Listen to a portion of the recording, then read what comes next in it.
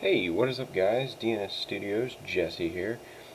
This isn't the typical video as you can see. I'm working with the new webcam I got, but this is going to be my 100 sub special. As far as anything goes, I think that every now and again I'm going to do a little bit of an artsy-fartsy sort of video. It took me a minute to figure out what to come up with, but basically I want to draw the lava lamp I have sitting on my desk. Um, so we're going to get started, and we're going to go in, right? I'm going to get a pencil first. So we're going to set this marker aside. We're going to grab our handy dandy pencil, number 2, doesn't really matter. We're going to mark up exactly where we're going to be placing the lava lamp and all of its basic components. So the tank that holds the special Animorphs drinking liquid, it's going to be right around in this area. The cap obviously is going to come up at the tip of the point, and then down here we're going to have that weird little dip in before it comes out into its final base form. Mind you, this is just a small little sketch from the get-go. So now what I want to do is I want to go in with this same number 2 pencil and sketch it up a little bit better. So we're going to come in up here and we're going to work our way down from the top. So let's stop about right there. Yeah, you guys can see that. Then we're going to try and even it out on this side, and then we have this nice little cone shape up at the top.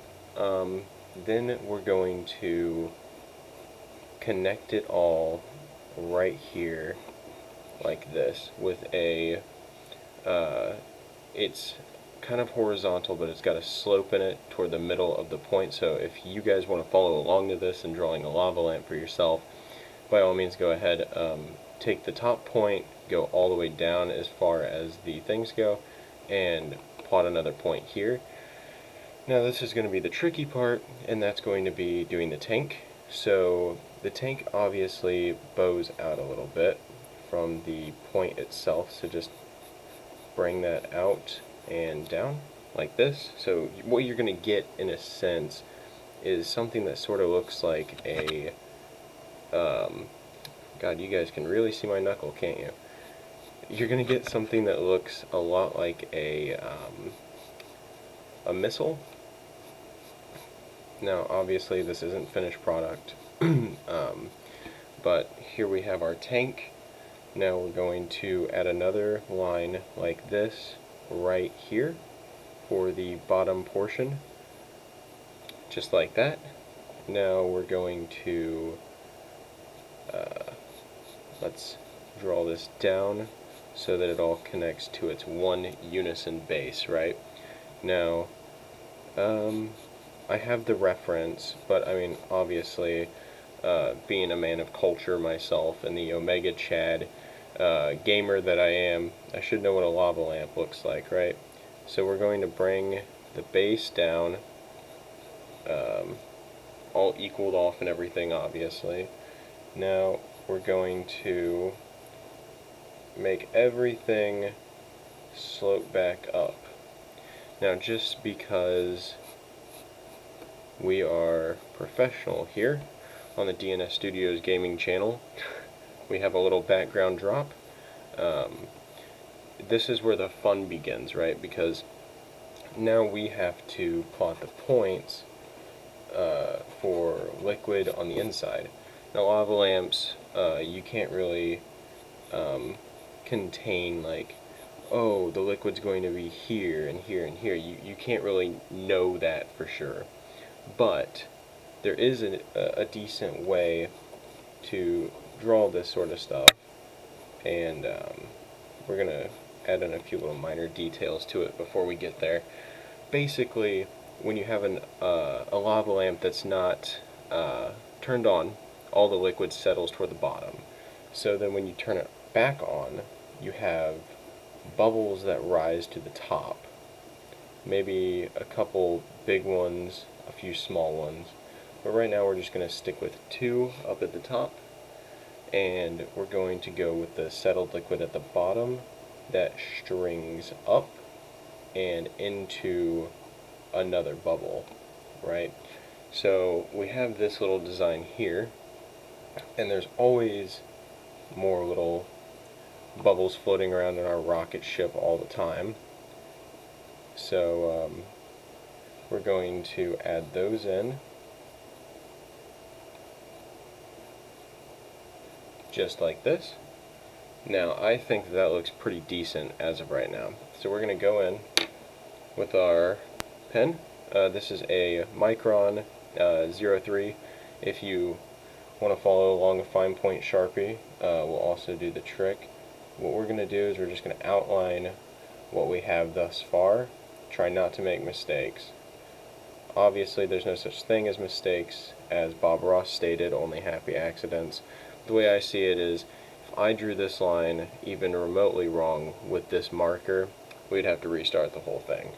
So then, now we're going to bring the line on the side of the fusion container down like that, and then we're going to bring this one down just like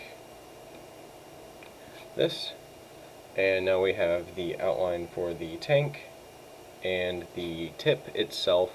Now we're going to work on the base, but first let's make sure that our horizon line is set and keltered, and we're going to draw our cord in, because it's a plug-in lava lamp. They don't have Bluetooth lava lamps yet, unfortunately.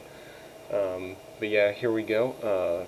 This is what we have right now. So if you're following along, you can pause the video at any point. So now we're going to connect the base bit with the marker.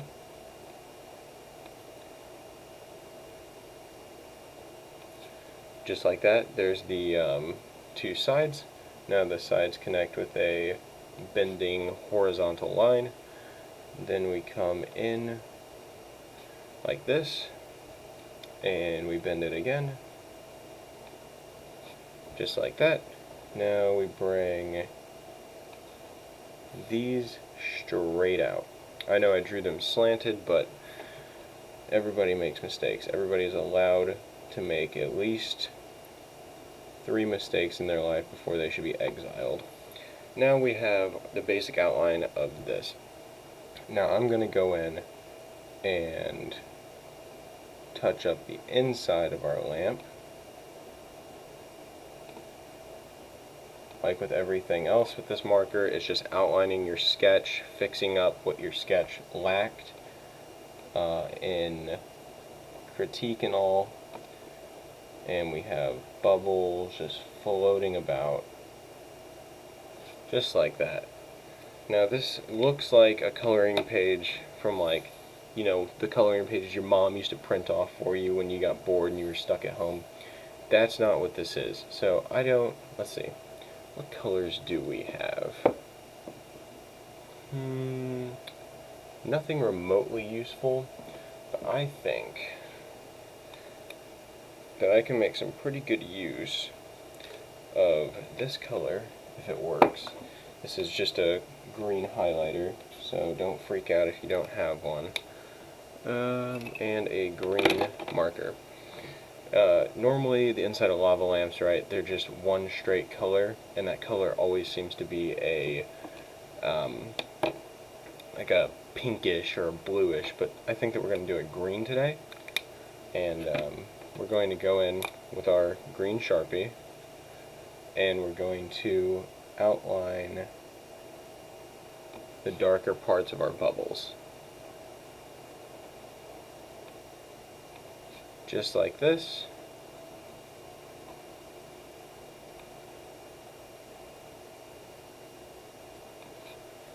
And this will add some depth to what we're drawing here.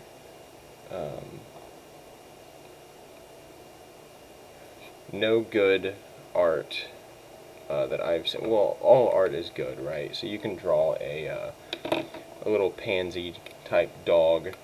Here, look. I'll even do it the the YouTube artists do, where they have all their little pins and markers drawn out on the side. That way you guys can see my my working, functioning colors. Bam, just like that. Now we're going to go in with this one. We're going to put the green Sharpie away because I don't want to mess with that one anymore. And we're going to go back to back with the green Sharpie, so that we're adding that field of depth once again. And we should get, right here on this one, we should get a color similar to that. That way it just, pops and bounces about. Now, we're going to continue to fill this all in. And this obviously isn't the best that I can do, I promise you. I've done way better with far less materials. I just thought that I'd do something different, something nice for you guys. I haven't uploaded in a couple days, and I want to thank and appreciate, and I wish I could, every single one of you. As of this morning, with my subscriber check, I found that I had 129 subs, and all 129 of you are contributing to channel growth, and it may not seem like a lot right now, and it may not benefit you much, but it's benefiting me, and I strongly appreciate all the support that I've gotten, the views, the likes, the subs.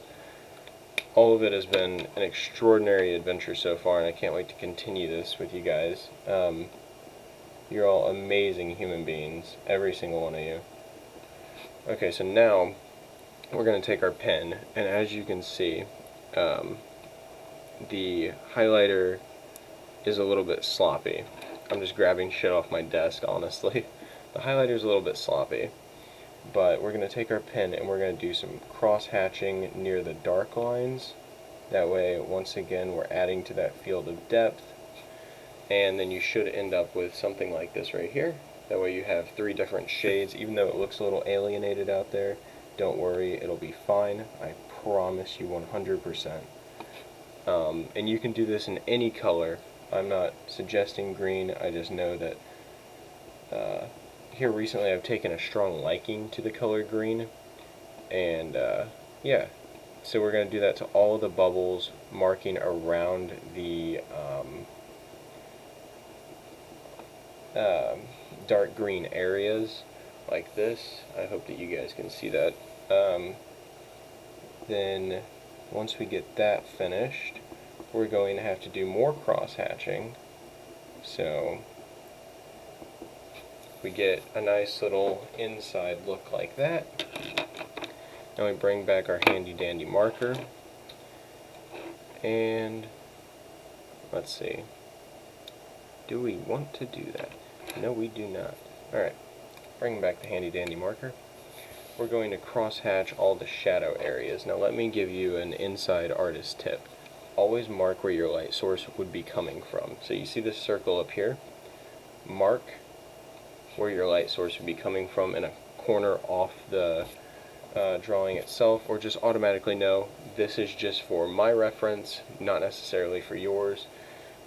So we're going to know that the light source is coming from this way, so it would be hitting this side of the vase, right? So then we can add in little marks like this right here, and then we'll continue that little strip of shine down the side of the thing. We're going to give it a little bit down here like that. That way it just adds more to it. You know, it's, once again, it's a whole depth thing where it's like, oh, well, if you don't have this, then like it's not about like what you don't have, what you do have. It's more about like what you're willing to put in. Like if you're willing to put in the time, then here it is. Now, on the opposing side, that's where the cross-hatching is going to occur. So all up and down the side of the metal container, the tip and the base itself, and then we're going to do the wire. If you guys do like this sort of stuff, then let me know. You can follow my Instagram page at _DNS Studios _, or you can comment down below and tell me exactly how you felt along these this little tutorial that I have going on.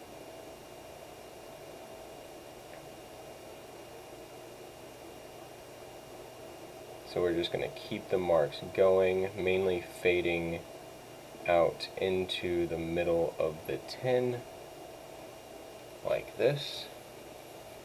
Look at that, that is gorgeous. So now we're going to bring it down to the base, and we're going to do the same thing.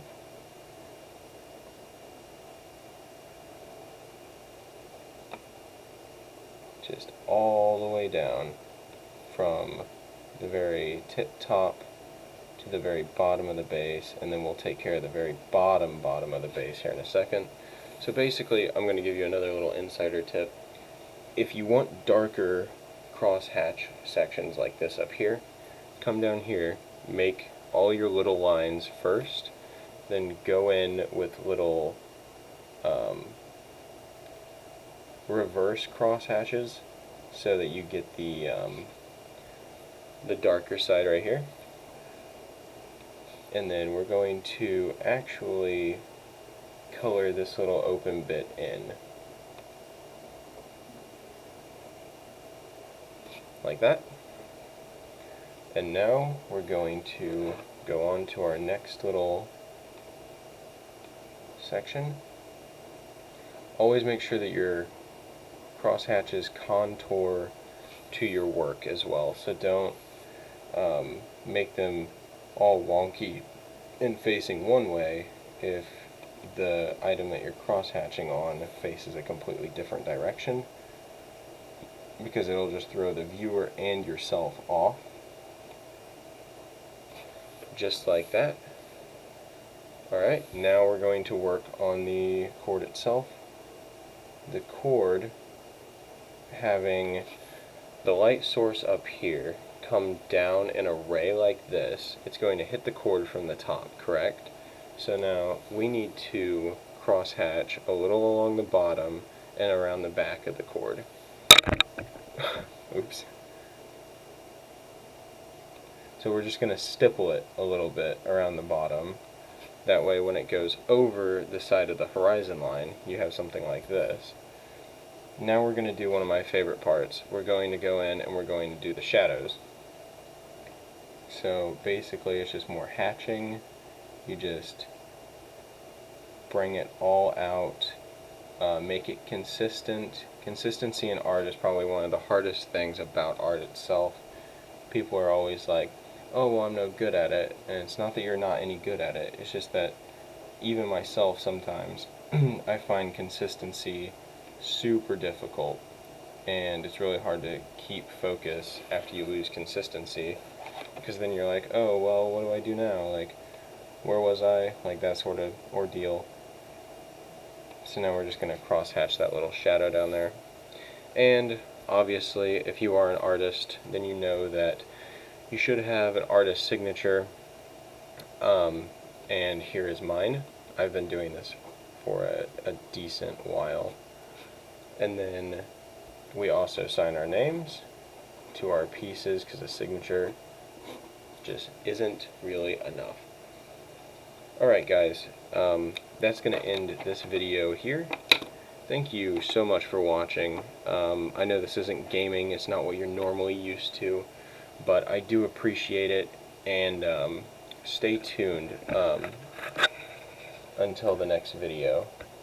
Thank you, and bye-bye.